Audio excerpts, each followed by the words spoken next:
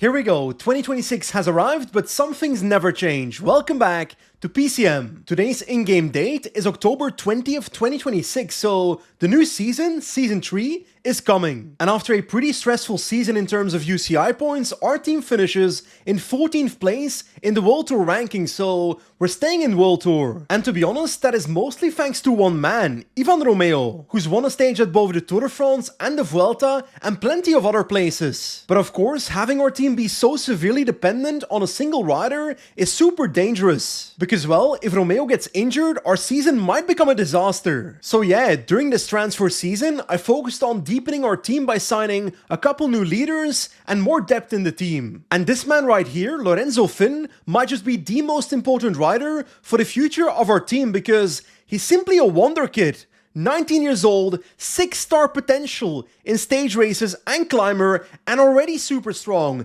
76 mountain, 78 medium mountain, what a signing. Honestly, if our team ever wins a Grand Tour, it's most likely gonna be Lorenzo Finn. Now, our 2026 Classic season was an absolute disaster because Mateusz Kopecky was injured, but I also wanted to strengthen it, so Samuel Watson, 76 cobble, is also in the team now. And so is Lukáš Kubiš from the Rockets, 74 sprint, 74 cobble, so pretty similar to Kopecky. And we signed many more talented individuals like Igor Arieta, Sergi Darder, Zach Ertzen with 6-star potential in sprinting, and last but definitely not least, Benjamin Noval, an absolute monster talent, 18 years old with already decent stat, but most importantly, 5.5-star provisional potential, which could become 6. And just like Finn, this man is also destined to be a wonderful climber and potential GC rider, but a few more years down the line. Anyway, it's fair to say that our team for 2027 looks a little bit stronger than this year. Now, putting our team to the side for a second, I do want to take a look at the world around us to see what happened outside of our team. And I gotta say, at first glance, Tadej Pogačar, best rider in the world, UAE Team Emirates best team in the world, a pretty ordinary season. Especially Belgium being by far the best country in the world. What can I say? Facts! Now, of course, as a World Tour team, we rode every single Grand Tour, so no surprises on this page. Carapaz took the Giro, Pogačar the Tour, and Ayuso the Vuelta. I must confess, when it comes to one-week races, it does feel pretty good to see Ivan Romeo on this page, having won the Tour Down Under. Okay, Mess Pedersen won the World Championships for the second time in his career, Matthew Brennan, European champion. It is absolutely incredible how versatile Brennan is as a sprinter. 74 hill stat, 75 cobble, 79 sprint of course, but such a good rider. Honestly, I was about to shout, what the f***? Rasmus Tiller won Milano Sanremo, but then I realized we were in that race. I saw it happen. Still a crazy result though. In the meanwhile, Tadej Pogačar takes RVV, Roubaix for MVDP, Pogačar also Lombardia, but LBL is for Romain Grégoire. I was gonna say that is a surprise winner, but 82 hill stats, 78 medium mountain with 69 sprint, not actually that surprising. Okay, results to the side, time to see if there's any crazy transfers. Okay, wow, I know Geraint Thomas said that Ineos is gonna focus on trying to win the Tour de France again, but signing Mikel Landa at the age of 36, I don't think that's the way to go. Now, Visma Leasebike did a great signing. Florian Lipovic is coming to the team. But they are losing Matteo Jorgensen, who becomes Tadej Pogačar's right-hand man at UAE Team Emirates. Crazy stuff. In real life, Pogačar and Jorgensen are in no way friends, so that's kind of funny. By the way, it looks like UNOX keeps on signing riders that are not exactly Danish or Norwegian, like Caden Groves. And actually, I think Caden Groves is still a very underrated rider. 7 Vuelta stage victories, 2 Giro victories, and a Tour de France stage win, so that's 10 Grand Tour stage wins. That's a lot. Anyway, I think the last intriguing transfer is Ben Healy to Red Bull, but overall a pretty calm transfer season. Okay then, it's finally time to simulate all the way to 2027 and start our new season, and I gotta say, I cannot wait to begin. 12 seconds later. And there we go, simulated all the way through winter, and we're now in 2027, time to start our third season. And of course, that begins with our season planning. Now, I spent the last 30 minutes going through our calendar, and I think our season calendar will be pretty similar to last season. Starting off in Australia for the Tour Down Under, after which we go to Spain for the Mallorca Challenges, Valenciana, and Andalusia. But of course, it's in March that the real business starts with Omloop, Strade Bianche, Paris-Nice, Tirreno Adriatico, Catalunya, plenty of Cobble Classics too. Like I said, our schedule is basically the same as last season, and the reason is simple. Our race selection was good, but we didn't have enough riders that were good enough to be competitive in all the races. And I think the biggest example of that was the Giro d'Italia last season, where we simply had no results, and this year I want to do good there. And of course, not exactly a surprise, but the Tour de France is also super important for us. And so is La Vuelta, so the 3 Grand Tours, Giro, Tour, Vuelta, will be sponsor objectives for us. Our new main sponsor is Dacia, a car brand that I think is not from Spain, but in the game it is. And of course, Sirocco, a cycling kit manufacturer from Spain, and For Endurance, a cycling nutrition brand from Slovenia, are both sponsors too. By the way, you can find discount codes for both Sirocco and For Endurance in the description. Anyway, next up is sponsor objectives, and the first one is pretty straightforward. We need to achieve a top 10 at Milano-Sanremo, which sounds pretty easy to be honest. Like honestly, I cannot imagine not finishing in the top 10 at Milano-Sanremo, so we should be good on that one. Now, our last 3 objectives are pretty similar, winning a stage at every single Grand Tour, the Giro d'Italia, the Tour de France, and La Vuelta. Like in 2026, we took 1 stage of the Tour de France and 2 of La Vuelta, so I reckon every Grand Tour this year should be doable. And as we can see on the right bottom, if we achieve these objectives, then our sponsors will be very happy, so that's always the goal. Especially because our kit sponsor Sirocco is quite demanding with objectives, and their contract expires at the end of the season, so if we want them to stay with the team, then we gotta get some good results. Anyway, we've set our calendar, we've looked at our sponsor objectives, so our next step is scheduling our riders for each race, and I've actually done that off camera. But I have to say, the fact that we signed so many decent riders in the transfer season makes it so much easier to plan the season, because we're not so overly dependent on Romeo again. I am taking a bit of a risk at the start of the season by going for GC at the Tour Down Under with Lukáš Kubíš, a versatile sprinter, and I'm not exactly sure how well he'll survive Willunga Hill on stage 6. But hey, that's a problem for later. Now, despite his age, Lorenzo Finn is already a super important rider for Dacia Sirocco For Endurance. Holy, that name is a mouthful, but I tried to reduce Finn's race days a little bit by starting a season a bit late in Andalusia, but still 73 race days, which is quite notable. But of course, the majority of those race days are Grand Tours. He's riding the Giro and also La Vuelta, so actually quite a lot of pressure for such a young rider. Our second GC rider, Ivan Romeo, is used to the pressure, but he's got even more race days, 82, starting in Classica Jaén. And Romeo's main focus will be the Tour de France and La Vuelta, so Tour Vuelta double. And of course, that also translates to their rider objectives. For example, Romeo's focusing on Itzulia, Tour de France and La Vuelta, while Finn's objectives are Tirreno, Giro, Vuelta and Lombardia. Anyway, I don't feel like going through every single rider when it comes to their planning and their objectives, but you can already guess where most riders will go. Like Lukáš Kubíš, Cobble season and Tour de France, and Juri Leitao to his couch for most of the season. Poor Juri Leitao.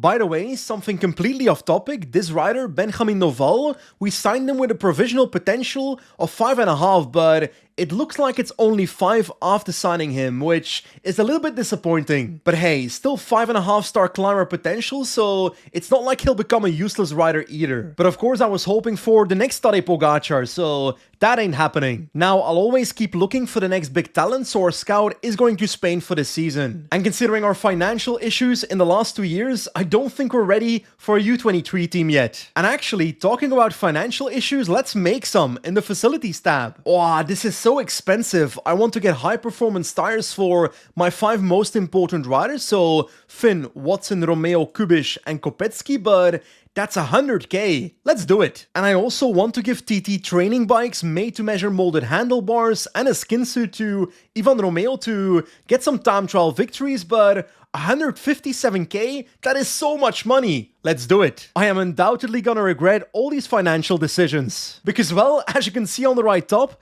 my financial projection is minus 750k. We're broke. 750k in prize money? Should be possible, right?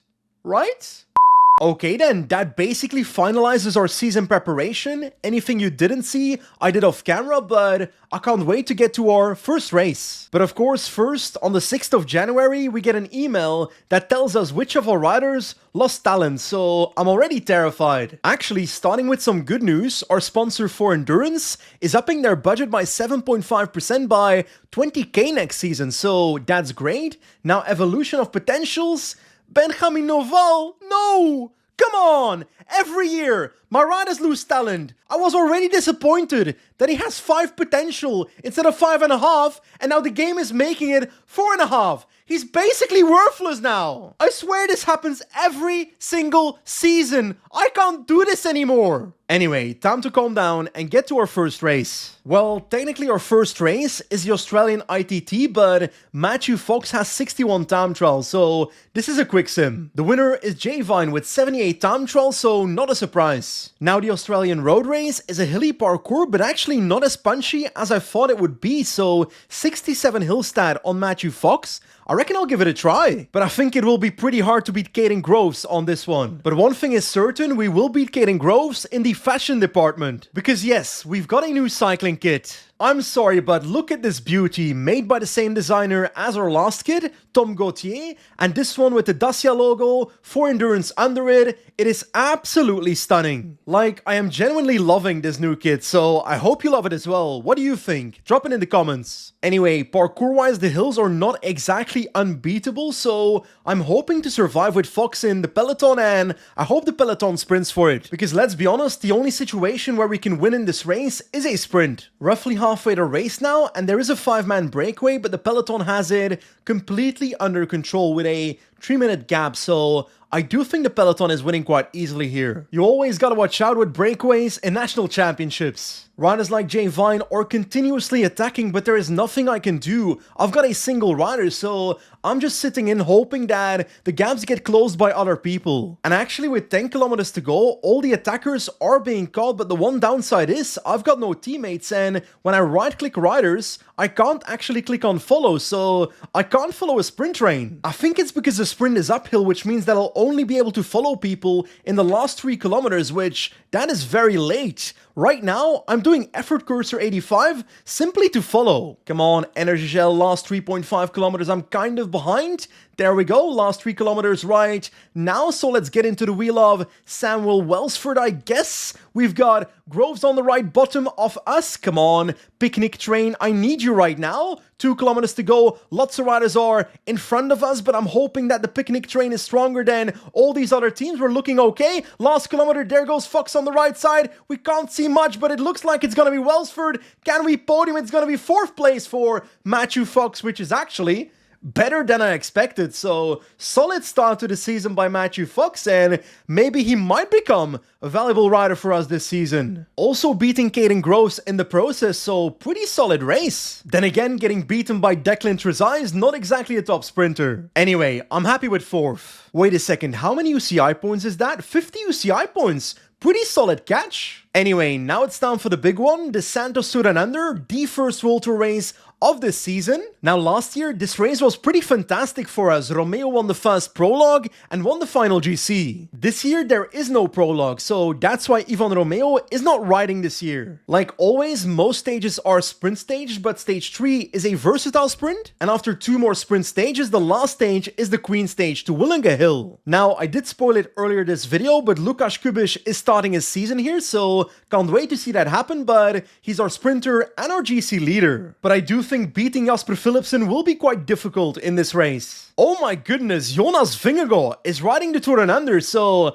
I know what happened. Patrick, bro, have you been mingling with the Visma schedule again? I know you think the Tour Down Under is the 4th Grand Tour, but sending Vingegaard, that's a bit too much, buddy. Also, Joao Almeida, what a start list. Now, this might be a hot take, but I do think that Lukas Kubiš will beat both of them in GC. But hey, first we gotta start off by doing well in the sprint, so let's start off with stage 1, a flat sprint, with of course Jasper Philipsen as the favorite, but I reckon I'm hoping for a podium perhaps. So, starting our first World Tour stage of the season with a 0 day on Lukasz Kubisz, so 75 sprint stat, and a +2 on Samuel Watson, so 74 sprint. Our lead out is looking pretty good. There seems to be a new team in the peloton right here, Victor Gernalek with a Red Bull shirt on his back, but I'm pretty sure this is Arkea. Turns out that, just like in real life, Arkea is basically gone, replaced by Peugeot Carrefour, but for some reason they've got a Red Bull logo on their back, so this is getting confusing. There's now 2 Red Bulls riding around. There we go, on the right side of the road, Dizdarevic into the attack with 65 flat stat, and we've got Sukovski pacing in the peloton, but I've got a gap. Oh, Caruso is chasing Dizdarevic at the moment, come on. Let me get the KOM points, guys, come on. Give it to me. I'm ahead, come on, come on, come on, let me cross the line. There we go, they let me cross the line in first place, so KOM jersey for Jakub Dizdarevic. I think that's the first time this man has done anything useful for our team. Anyway, into the last 20 kilometers, and they are very much flat, so let's prep our sprint here. We've got 5 men in our train, Paul Wright, Leitao, Schwarzbacher, Samuel Watson, and then Lukasz Kubic, and hopefully a podium is coming. 5.5 kilometers to go, we're trying to fight against Q36.5 and Red Bull. We've got Alpecin on the other side of the road struggling a bit more, but our train is still doing quite well. Schwarzbacher takes over, Leitao out of the way. I feel like I'm going a bit early with Schwarzbacher, so energy-wise I'm not feeling too good about this. Watson can take over right now on 99, and we've lost ground, so Watson will have to go hard right now. Let's do it in this corner. Kubic in the wheel is looking okay. Last 1.3 kilometers launched in this corner. Come on, Kubic. Oh, I got blocked there a little bit, but Philipsen is going to come out in the middle, but maybe a podium, maybe a podium. Can we beat Laurens? I think we will. Lukasz Kubic with a podium on day 1 of the Tour Down Under, but Jasper Philipsen is the winner. Honestly, I'm quite okay with that result. Like, I can't really blame Lukasz Kubic for losing against Jasper Philipsen, you know? And stage 2 is also a sprint, so I'm hoping for a podium again. Because, well, every time we podium, we get bonus seconds for GC. And actually, this time we're starting with a +1 on Kubic, so 76 sprint. Even better. It is kinda weird, but once again no breakaway and a KOM point coming up, so let's try and attack again with Dizdarevic. In the last 1.2 kilometers, there we go on the right side of the road, Jakob attacks, and of course he takes the points for free, so that's nice. After this stage, I want to take a look at whether it's possible to win KOM in this race with him. In the last 5.5 kilometers led by Yuri Leitao, at the moment we've got Kubic with a energy gel as we speak. Our team is looking pretty fantastic, Q36.5 much further ahead though. Schwarzbacher takes over kind of late, which is okay. Watson is ready to take over pretty soon as well at... Ooh, we've got plenty of energy, so Schwarzbacher can launch, Watson can launch right now. Kubic in the wheel is ready, but we are so far behind. We are so incredibly far behind. It's not a podium, but all the sprinters are far behind. Moschetti wins the stage, and we finish with Kubic on 5th place, but we beat Philipsen in the sprint for 5th place. That said, I should not be this cheerful because that lead out was a bit of a disaster. I just had way too many riders left in the last 3 kilometers, and 5th place is the result. And at the moment, thanks to intermediate sprints as well, Matteo Moschetti is dominating this race by 18 seconds in GC on Jasper Philipsen, with Lukasz Kubic on 24 seconds. That said, when it comes to KOM, Dizdarevic has 14 KOM points. There is a KOM point on stage 3 in the last 10 kilometers, 10 points available, but that will be dealt with by GC riders, so Dizdarevic won't be successful there. But I think we could get 17 points in stage 4 and stage 5. But sadly, on the final stage, the Queen Stage to Willunga Hill, the first climb has 10 points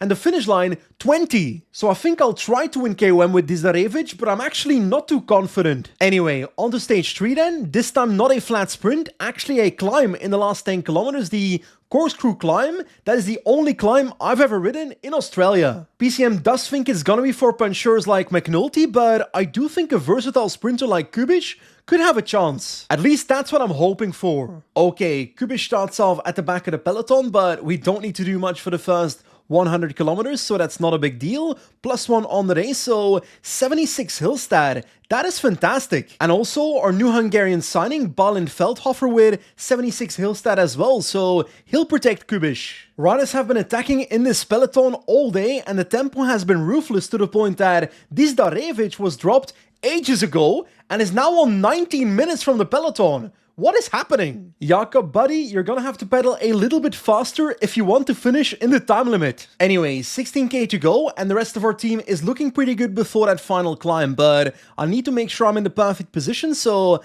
let's start hammering on 95 with right. There we go, onto the climb as we speak, 2.7 kilometers at 7.7%, then Schwarzbacher is setting up our tempo here. Is that a mistake? Maybe it is. We've got Piffy Sobrero on the left, we've got Uno X on the left, but our team is staying in position. 1k to the top, Watson can take over on 95. Balint is ready to take over. Come on, my man. Right now on 99, is that too much? I think why not? Let's do that to follow what's happening. We've got to move on the right by Ramses de Bruyne, and we are with them, but Philipsen is in trouble, so I want to keep pushing to make sure that he doesn't stay on, but it looks like he does. Okay, 5.5 kilometers. We've got lots of riders already sprinting, so we might as well do the same with Veldhofer. Kubish in the wheel is ready too. This was a mistake. Let's do 99 instead. We've got Watson trying to move up on the right side of the road, but he's out of energy, so it's all Mr. Kubish himself. We've got Simmons on the left side, maybe as the man to follow. Let's do that.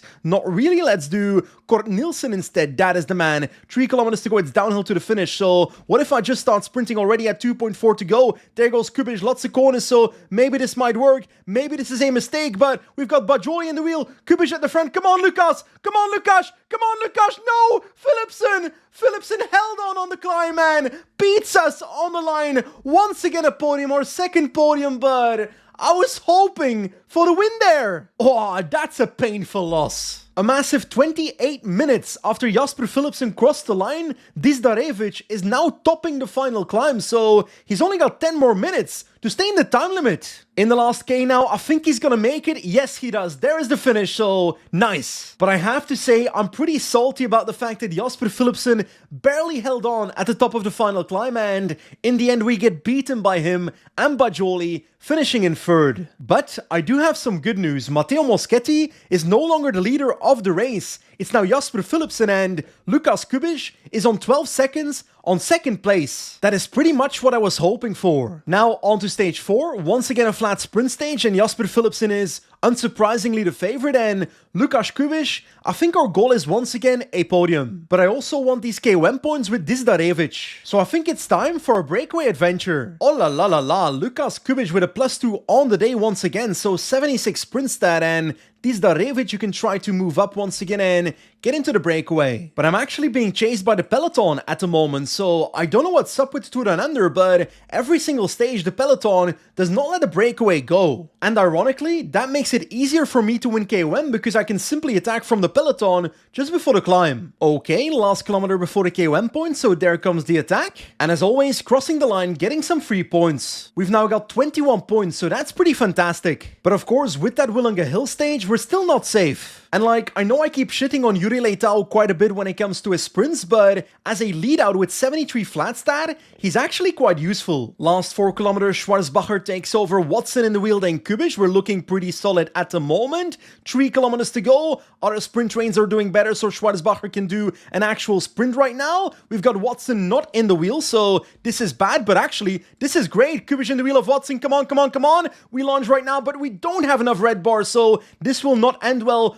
Moschetti will beat us, Philipsen will beat us, we will not podium, but it's gonna be 4th place, and Jasper Philipsen wins once again. Like, sure, we finished on the podium twice, now 4th place, already a 5th place, so Kubish has been perfectly consistent, but I wanted that podium, because now we keep on losing bonus seconds to Jasper Philipsen, who might end up winning the GC at the Tour Down Under, because on Pro Cycling Manager, Willunga Hill is not that selective. Anyway, onto the final sprint stage of this race, with once again Philipsen as the favorite, but once again, I won the podium. But of course, I won't complain if I accidentally win the race, you know? Oh yeah, I almost forgot, but we have to go for that KOM point with Dizdarevic, so let's get ready. Honestly, I'm not sure why I'm still surprised about this, but once again, no breakaway. There we go, I made the attack on the climb, and we're taking the points, 10 points for a first cat climb. Now on 31 points, so looking a bit more secure. Anyway, 10 kilometers to go in the last lap of this race, with 1 climb to come with about 7 kilometers to go, so let's work on our positioning. There we go, on the climb with Paul Wright on 99, we've got Leitao to take over the top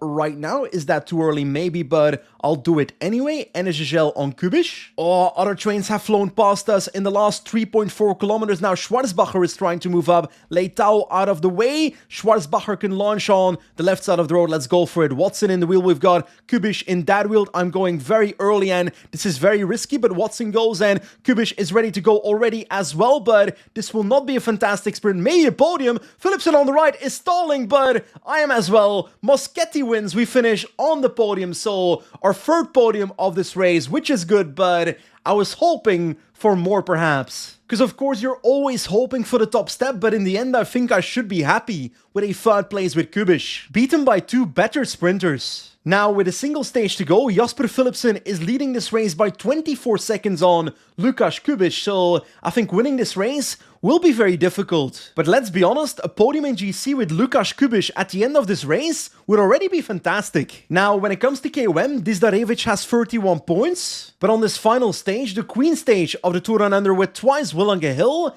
I just don't see Dizdarevic taking any KOM points. So I think I'll fully focus on Lukas Kubish and the GC battle and kind of just hope for the best for Dizdarevic. And according to PCM, Lukas Kubish does not exactly have a great chance here, with Brandon McNulty with 80 Hillstad being the favorite. But I refuse to give up. I want the podium in GC. I am praying to the cycling gods for a good race day condition, come on. Oh, starting off on a 0 day with Lukas Kubish, so that is not exactly perfect. That is 75 Hillstad. If anything, Balint Veldhofer has 77 Hillstad, so is better for this finish. But of course we have committed to Kubish, so we're going for him. Okay, 15k to go, one more climb of Willunga Hill to come, and the first one did some damage. I lost basically half my team, but I've still got Kubish, Veldhofer, and Watson, and it looks like Philipsen is still looking pretty good. Okay, 4.5 kilometers to go. The climb starts in that next corner, and I've got Watson positioning myself perfectly, so let's keep that up. Veldhofer and Kubish can do Energy Gel as well into the foot of the climb on 95. I've got red bar dropping on Veldhofer. I don't want that, so let's switch to Kubish going by himself. Watson protecting Kubish. Is that an idea? I think that's a solid strategy, so that is my plan. Kubish will be protected by Veldhofer towards the end of the climb, but so far we're looking pretty good. Can I go 86 to follow the tempo of Maxence? Plus we've got Hayek doing something on the right. I want to follow that. Come on team, come on team, come on team. Kubish is in trouble. 1.7 kilometers to go. I should have sped up earlier. We've got Philipsen still on the right side of the road, but Kubish is moving up as we speak with about a kilometer to go. Come on Kubish, make a gap, make a gap, make a gap. Watson, you need to stop to make sure a gap opens up, and Veldhofer is actually doing pretty fantastically, but is there a gap here from Kubish to Philipsen? That is what I need, and where is Philipsen? He might be losing time. He might be losing time. Anyway, I think there's a gap there. I'm hoping there's a gap there. Brandon McNulty wins the stage, and we finished 5th. Ooh, there is a gap behind Kubish, but McNulty does take 17 seconds plus bonus seconds on us, so I think he wins GC. Yeah, sadly he does, and Kubish not even on the podium, not even in the top 5. Veldhofer finishes 15 GC, Kubish 6th. But hey, Veldhofer in the top 5 is something, I guess. And actually, we do take a jersey home. It's Dizdarevic in KOM. In hindsight, considering Veldhofer did so well, we might have made the mistake by going for Kubish on this stage, because Veldhofer could have had a better GC. Anyway, we literally finished top 5 in every single stage, and in GC, it's not the most successful Tour Down Under, not like last year when we actually won the race, but I'm still quite happy, you know? We podiumed stages, we scored UCI points, and we were relevant in the race. And of course, most importantly, we won the team classification, so let's go! And after a pretty solid start to the season, we're now 4th in the World Tour ranking, so that's good. But of course, no victory, so that's something I do want to change in the next episode. Next time, we are starting off the 2nd month of the season with the Mallorca Challenges and Valenciana, so I am looking forward to it. But I am afraid this is the end of today's episode. As always, thanks for watching, and I'll see you soon. Goodbye!